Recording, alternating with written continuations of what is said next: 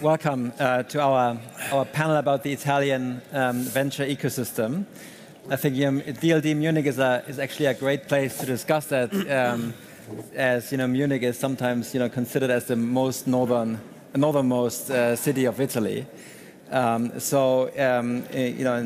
actually great to have you here with all your backgrounds and experience, and obviously in investing in Italy. Italy has been a country of innovation, lifestyle, and design leadership with many world-class leaders, in particular in fashion and automotive, in furniture and food industries, just to name a few. And all of them, these world-class leaders, most of them are actually founded and led by great Italian entrepreneurs. We shouldn't forget that every time when we speak about entrepreneurs.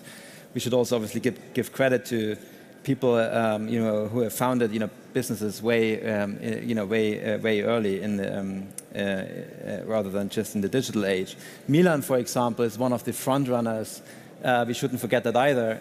It's one of the front runners in terms of creating a green city. Then with H-Farm, and Maurizio will speak about that. Italy has had an incubator and innovation hub since 2005. Way before Y Combinator, for example, in the US actually was set up. And then on the other hand, when you just look at the facts, we see that there was only $500 million invested over the last 3 years in Italy. When you look at the seed to Series A funding, whereas in the UK with a comparable citizenship, but also in terms of GDP, the size was 4 times larger. So I think those are the facts. But on the other hand, we heard that this morning that from Diego Piacentini, things are accelerating in Italy, and I think this is the fascinating momentum and development we would like to speak about today. Maybe we start with the positive things. We are here under the theme of optimism and courage. What are the positive developments you see, the momentum? We speak about driving an accelerated investment by VC and in particular also growth capital investors. Maybe we start with that. Start. Andrea, yeah, go ahead. So we just look at the numbers. So there was zero venture capital from 2001 to 2012. 2012, after just some work with the, at that time, Minister of Economic Development, we created a set of rules and fiscal benefits to help the ecosystem of innovation. And since then, from zero, in 2018, we had 500 millions invested in venture capital, which is not a large number by itself. But if you look at that, we started, again, from scratch in a country that is 60 million inhabitants, GDP equal to almost France and UK. Is that, a huge opportunity, and that's the reason why we started from then. Valuation are really good. Number of entrepreneurs is growing and growing. Italy has always and historically been a country of entrepreneurs. Yeah. We just didn't, the only problem that we had, we didn't connect all this creative power to money to the rest of the world. Now it's happening, and that's the reason why we do what we do, because if not, it was an issue for me. Yeah, and you, Andrea, obviously you were one of the early VCs around, right? With more than 20 years of experience. What is it that in particular in the last 2 or 3 years? What is it that you see that has changed? The mindset. For some, again, in 2000, I've been working for the first VC created in Italy, and by the way, one of the first in Europe, that has been hugely successful. We did 4 times the money of the fund, with Hughes, with Tiscali, with other ventures. Mm-hmm. But then, let's say in Italy, the financial crisis has been confused with the technological opportunity, and institutional investors stopped to invest in venture capital and innovation. And what changed since then is that in 2000, creating a technology-based company was about building the website. So the largest part of your money that you were injecting was for creating your website. Yeah. Now those tools are largely available. So you don't need that money for technology, but just you need to hire people and create large companies. And this is happening. So everybody understood that even from Italy, you can, and leveraging on those industries where we are pretty well known around the world, you can create very, very interesting stories. And that's where we are now. Paolo, what are the main verticals you see in particular Italian startups are active in or try to disrupt? What is it that people try to do? I believe that Italy excellence in consumer lifestyle businesses. The Made in Italy is a sector by itself. It's known for design, fashion. There are companies, also a lot of talent coming back to Italy now. As Andrea was saying, until 10 years ago, nobody knew venture capital or startups. And the government started some innovation hubs. They came to life, like H-Farm. They've done great things, accelerators, incubators, family offices. Like I run a family office that has invested a lot in direct investing, venture capital, growth equity, family offices, private investors, angels. So they have all contributed to create a community around the startup ecosystem. So in terms of verticals, I would say the consumer lifestyle is definitely something that is attracting talent. Founders are coming back to Italy.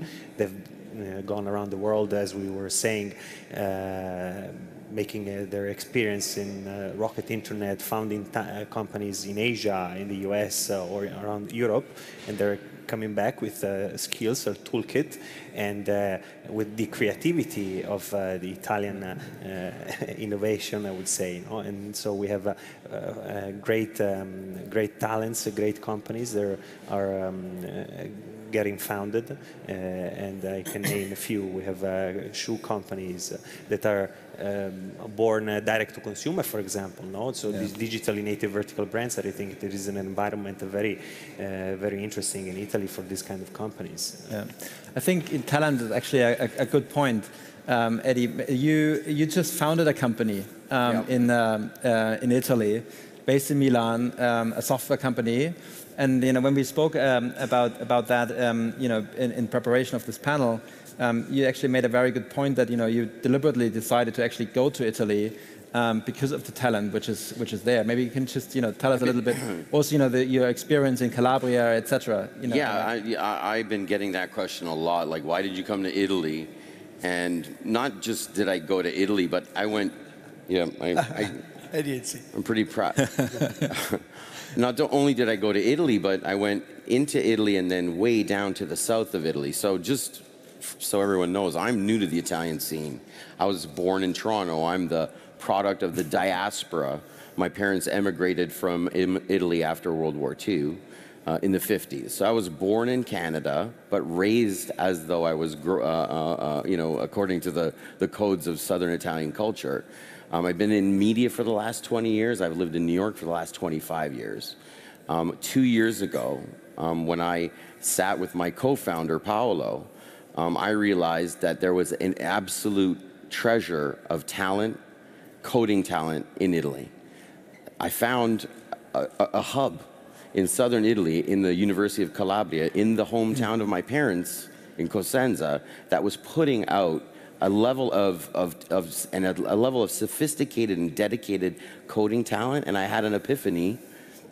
This is where I'm going to invest money. This is where I'm going to build my next company. So it's kind of poetic because I get to come back to the country that where I'm from, but I'm finding it like the question comes up a lot.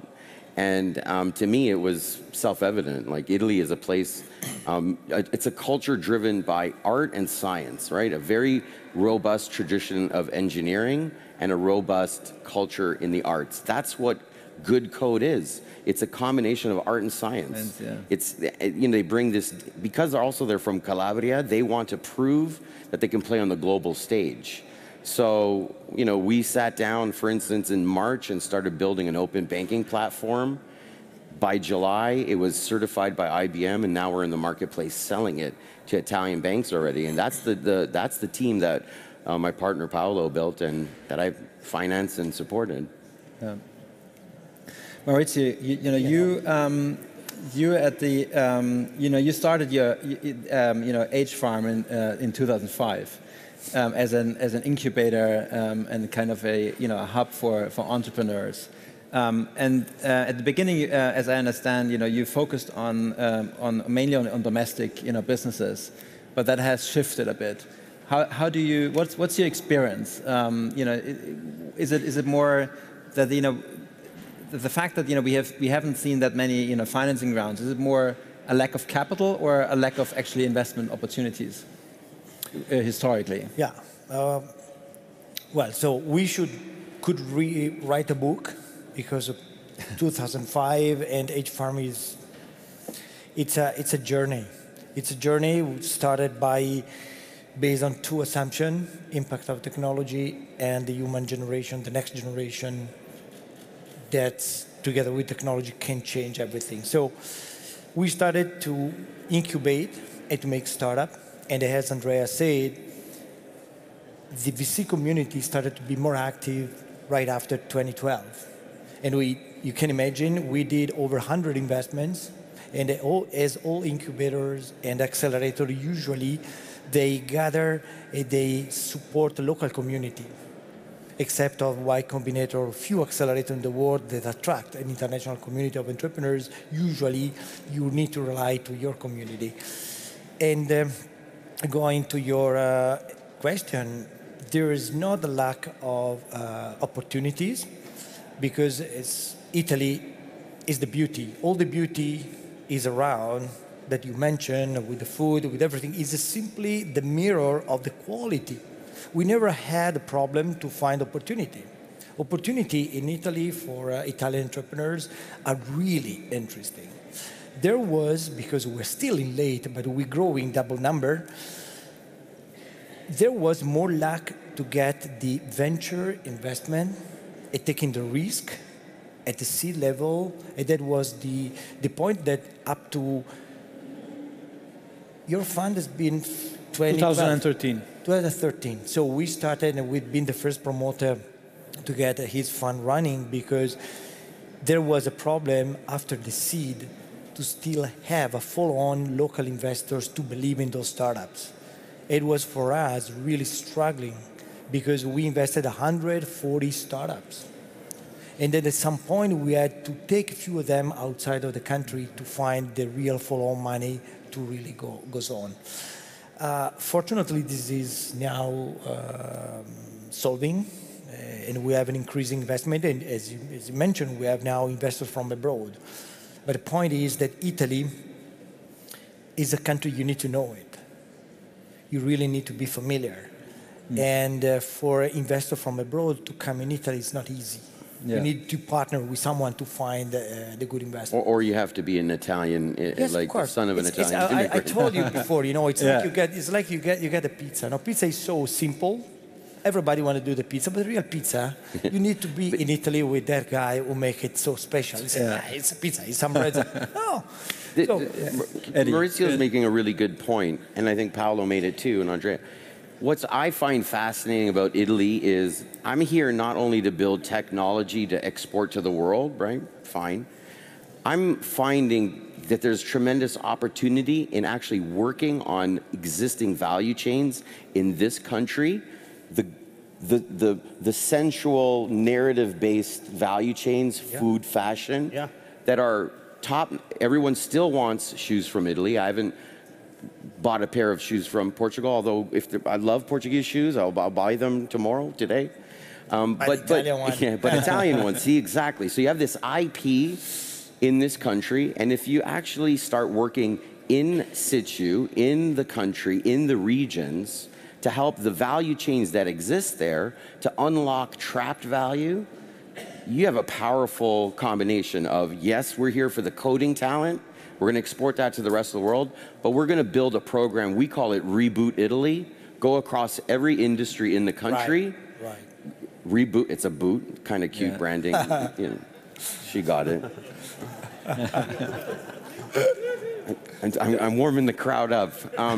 So go across all of these industries, help them unlock value and create positive goodwill and a good sort of virtuous ecosystem right inside of the country. So I'm here to build technology for the world, but also to reboot Italy.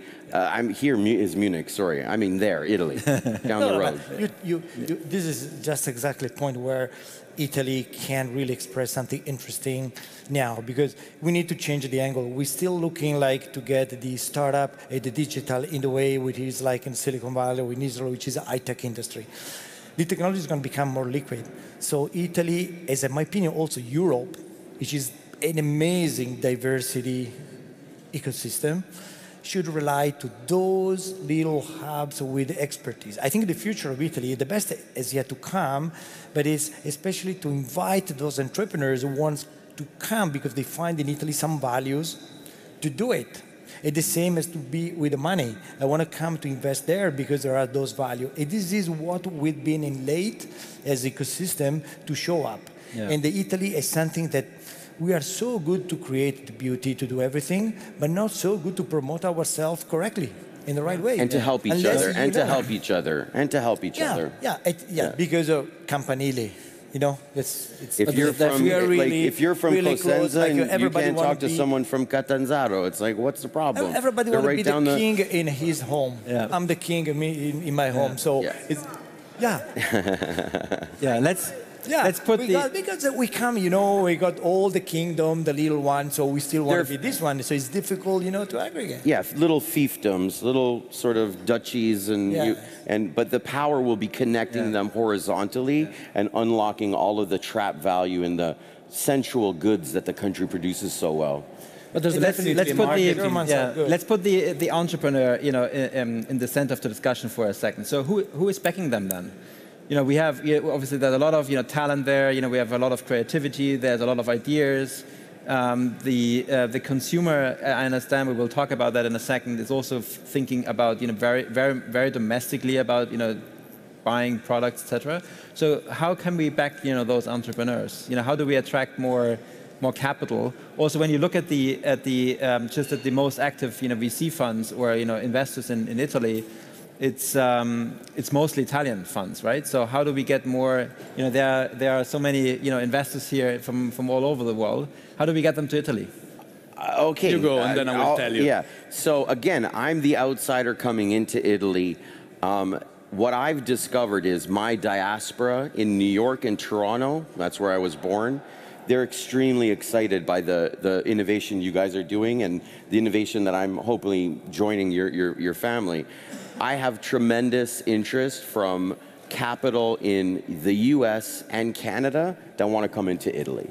So these are people that, like I said, from the Italian diaspora, first generation Canadians like me that did really, really well.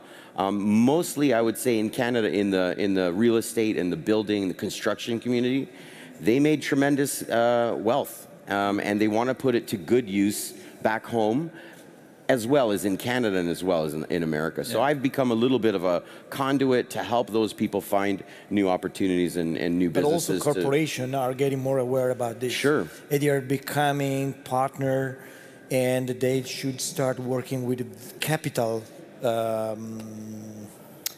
venture capitals, and working together.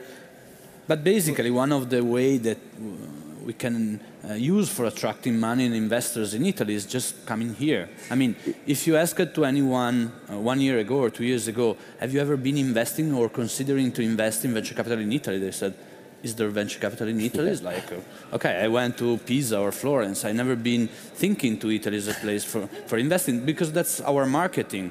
Because we ever been doing marketing for attracting, but not just for venture capital. I mean, even in terms of private equity, we're not at top of mind in that sense. But again, it's a matter of storytelling. And I think this is changing. We are here now telling about our stories. I always found it was incredible that Italy produced so many amazing brands, but the brand of Italy itself was a harder story to tell. So I'm so thrilled to be invited here and meet people like you, because we have to tell that story to the rest of the world. And another way, I think, is to create success story. I mean, for entrepreneurs to have exits and international investors. Exits are good. What we can do as a community is to invest and pave the way also for international investors to come in and co-invest with us. It's happening now. We're discussing before outside that there are big funds now that also in venture capital. But think to the name of our fund is Programma 101, and this is the story that nobody knows. And that's the reason why we decided to call ourselves P101. P101 has been the first personal computer ever built in history, and has been built by Olivetti. But if you ask to anyone here where has been built the first personal computer, you will say HP, CompuQ, or IBM, and it was an Italian product built in Ivrea and developed in the United States. But again, we are very bad with marketing, and we never been telling these stories that would help us. Definitely. It's like with the wine, you know. It's always the French wine, the Italian wine. It's way better. But it has been, in terms of marketing, it was much more, you know, it's a French, is really invented the marketing and the fashion and so many things. But then at the end, they come to invest into the Italian company to get the real core and artisan, which is part of the culture. And when we move on to the consumer, so let's put the consumer in the center of the discussion for a second. What's your experience? How do they prefer to shop? You know, is it still more offline, or more switching to online now? So how should we think about that? How is the Italian consumer shopping these days? You can just think that Amazon started experimenting Prime Now in Milano as the first city in Europe. So then you can have a sense of what's happening. Obviously, Milan is very different from Sicily, but just a matter of infrastructure and even in terms of the distribution infrastructure. So Milano is easy to get place, Palermo is much more difficult. But again, things are moving very fast. And Amazon in Italy, we don't have the figures, but probably is one of the largest retailers as of today, just after 7 years that it started to be in Italy. And this gives a sense of how consumers are reacting to technology and to new way of consuming and buying stuff versus traditional channels. But if we look, an example, we have numbers in e-commerce in Italy, which is small compared with other countries, but not because the people are not using that, but it's smaller because also operator, retailers, shops, and company are still conservative in going there. But in terms of consumer, especially generation, and the young generation, of course, they're gonna buy it, and they're gonna use it, and including this experiment with Amazon. Yeah. We have been heavily investing in e-commerce that in 2013 and 14 could have been seen something, you know, old-fashioned, almost romantic. Are you still investing in e-commerce? But one of the reasons that we do have a huge high-quality sourcing for goods, wine is one example, and there was no other player doing it online, just because the level of investments, the culture was not yet there, but the market was there, both in terms of supply chain, in terms of mindset for consumers, and things are moving. I mean, we've been investing in the first 3 years around 30 millions, and we had revenue combining our participated companies in excess of 250, which is, and we still have cash there for make companies growing. If you think to the leverage that we have been using, it means that we are not that good, but the opportunity is so good. Yeah, and when there's also, you know, in the direct-to-consumer space, there's this trend of produced in the old way, sold in the new way, and many of these direct-to-consumer businesses try to disrupt, you know, in particular, you know, in the US, try to disrupt, you know, established players. What's your experience in Italy around this? Is it more, is it new companies that you know try to disrupt, you know, the established ones, or are actually the established ones, in particular in the fashion space, trying to change the way they approach and communicate with the consumer and try to be more direct and build those things themselves. I believe it's a little bit of both. I think we invested to get both of us. We invested in some direct-to-consumer companies. One makes manufactured shoes, shoes that are manufactured in the manufacturing districts in the center of Italy, and they're sold. You can say the name, so maybe someone is going to buy shoes. The name is Velasco. They do very good. It's a very nice tiny company that really makes shoes and sells them direct to consumer. So there are startups, and the entrepreneurs, they started this company a few years ago. There are startups that start with a new idea of really going direct to their clients and their customers with a traditional company in mind, it's really making shoes and selling them to the customers, but digitally native. There are also traditional companies, because that was my point. So it's not only the big opportunity in Italy is not only the startups, because we are strong, I think, in sectors like fashion, food, design that are not very techy, but it's backbone of our GDP. Our industry, the Italian economy, is made of very small, medium enterprises, very tiny companies that are, by size standards, they would be considered startups in other countries, in other markets, but in Italy, maybe they are 10 years old, 20 years old, 50 years old in some cases. They have grown to a level whereby, for lack of sometimes finance, lack of sometimes of courage or mentality, they stay small. And many of these companies are embracing the digital, many of these companies are embracing innovation, and they want to grow global. So, and that's another area where there is a lot of opportunity for both local and international investors, I believe. Yeah. In the case of Epiphany, in our customers right now are the banks, Italian banks. Can you imagine that? So what we've built is an open banking technology. The banks in Italy right now are under incredible pressure. On one hand, fintech, the entire open banking revolution, kind of directed by Brussels with the PSD2 legislation, is forcing the Italian banks to open their data to the outside world. So there's pressure coming down to innovate and open. On the other hand, there's a banking crisis, I can say that, right? There's a banking crisis in Italy. So they're they're being squeezed. We're actually presenting them with an option to ensure that they can manage the evolution that's coming, the revolution in open banking. And we have a program to help them recover a lot of the stranded and stressed assets that are under their, under their kimonos. I don't know what the Italian version of a kimono is. Good. We have 5 minutes left, so maybe we just speak a little bit about the outlook, right? So maybe each of you if you could just comment on that, and also if there are any hidden champions we should have on our list and watch out as investors. So maybe Andrea, you start. The outlook is definitely coherent with the payoff of the DLD of nowadays.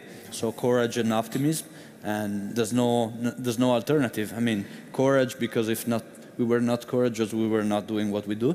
And optimism, because I look outside, not even in terms of overall technological opportunity, but specifically in Italy, we have been so much out of the radar that meanwhile all other countries have been so heavily investing that now such a, let's say, even large country and economy is ramping up, cannot just stop over the next few months. So I think it's a long story that just started, and so it's a super opportunity. And just there, so just come and visit us.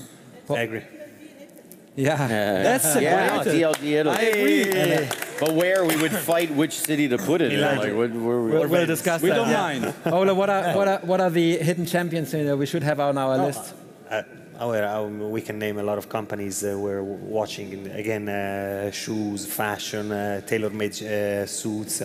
I believe also I agree with Andrea. There are really a lot of opportunities. We can only grow from here. There is increasing interest by the Italian capital, venture capital, family offices, private investors that go into venture capital. There is interest from international funds starting to invest. I was mentioning Prima, you mentioned, yes, right? Prima's like an insurtech. Last year they made a round, 100 million round invested by Goldman Sachs and Blackstone. So it's a big thing, a big happening in Italy. And so I think lots of opportunity. Government is doing their part to help. So there's a reason to be optimistic. Yeah. Eddie, I hope to work with everyone here because this Reboot Italia program, this is a 10-year plan. It will involve Epiphany creating software to unlock the opportunities starting in the banking sector, but then moving into all these other sectors. Then there will be a finance instrument, and there will be a design and implement systems integration component. I'm not supposed to call that a stack, because I heard this word stack all day and all yesterday, so I'm not going to use the word stack, but it's an ecosystem. So at least two new companies against Epiphany, so that's 3 new companies that I'll be investing in, but then there'll be an ecosystem that needs to be created with all the other startups and tech companies in Italy. Maurizio, your outlook. There's no possible to make prediction in Italy. It's not the country to make the prediction. It's Italian going to find a creative way where is a positive trend. Like he said, we have this kind of greenfield new with the technology which is coming, with new kind of reboot and the transformation of a corporation. So this is a trend, and this will grow. And I just underline what you guys said. I think it will happen. It's happening. So just be positive. Yeah. Italy is a good momentum for what we do. We're still late, but it's a good momentum. Yeah, and we heard this from Diego this morning as well, right? What is this? Because Italian, you cannot have a meeting. You cannot have. Yeah. Anyway, but I think you had a good closing remark. Be positive, and I think that's definitely an accelerated momentum in Italy. Thank you so much, gentlemen, for coming to Munich. Thank you. Thank you. And, Thank you. Forza.